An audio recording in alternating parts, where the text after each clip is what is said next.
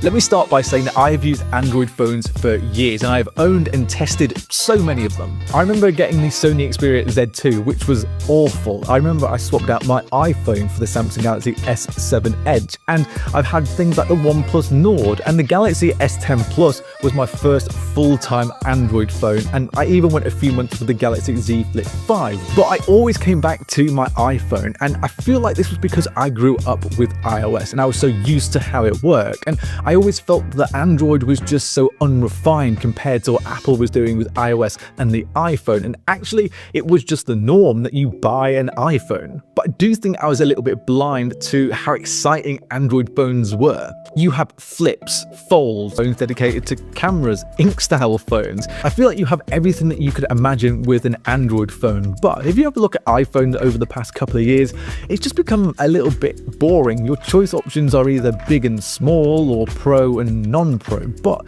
if you just have a look at the phones that were released in 2024 with Android, they are so exciting.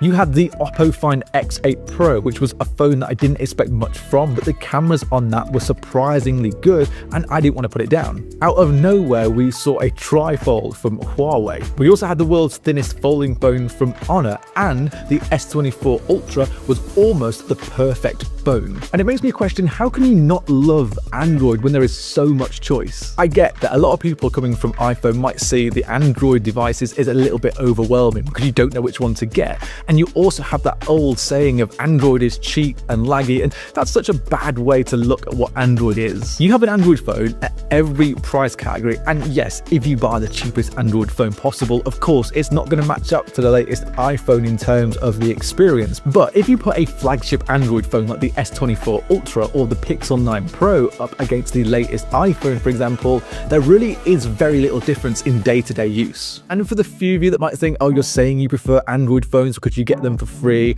while you're kind of right, I do get a lot of review devices. I also personally bought this year the Pixel 9 Pro Fold, and this is one of the phones I use every single day as my daily driver, along with the S24 Ultra. The Pixel 9 Pro Fold, it won me over this year because it eliminates me having to take a tablet with me every time I travel, and that Pixel experience is just one of the best that you can get. Then I'm lucky enough to be able to use the S24 Ultra, as it's probably the most premium feeling phone that I've ever used. It has the anti-reflective screen, and even though I don't use it much, it has an S Pen built in. And the cameras on both of these phones do exactly what I need them to do. You add in a little AI magic here and there to remove a few people, straighten things up, and I have everything that I could ever need in these phones. My biggest worry when I swapped out my iPhone for my Android phone was the ecosystem. So things like my AirPods, I thought I was going to really miss these. However, Pixel has its own ecosystem that works just as well as Apple. I use the Pixel Buds Pro now, and to me they sound just as good as AirPods, and what's even better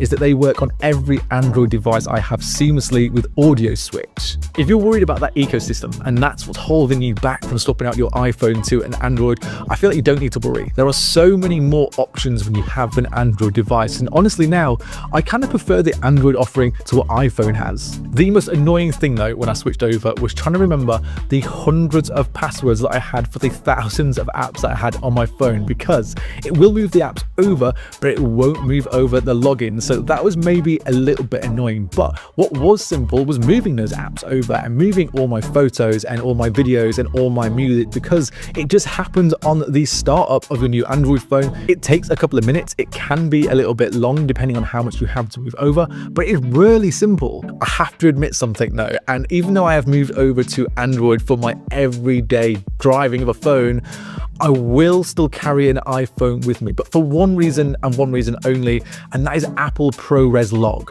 Every bit of video you see from me on this channel is shot in log on my Sony camera, but there is times where it is just quicker to take out my iPhone, open up that native camera app and just get shooting, because sometimes getting a camera out can take just a little bit too long and you miss what you're trying to capture, and it can still be a little bit awkward having to carry a camera around with you. Now, if it's just for a quick video that's going to go on my Instagram or Twitter or just for me, I will shoot it on my Android phone, but sadly, the iPhone still has to be in my pocket just for that ProRes Log. If you're on the fence about switching to Android, honestly, don't be. You're missing out on so many things like custom launchers, icons. There is so much more fun and customization to be had on an Android phone. And I know a big thing for a lot of you is iMessage, but honestly, WhatsApp is the one. And actually, I think green bubbles, they look a little bit better.